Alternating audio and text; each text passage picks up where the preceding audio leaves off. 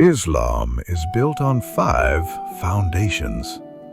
Without them, faith has no structure.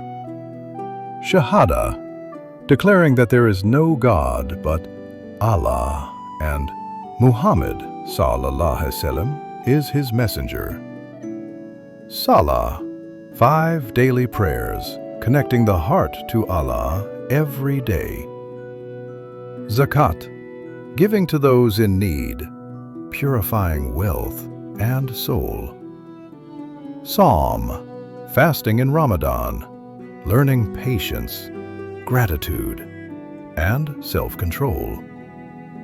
Hajj, the journey to Makkah, a once-in-a-lifetime call of unity and devotion. These are the 5 pillars of Islam, a path of faith, discipline, and mercy. Which pillar inspires you most?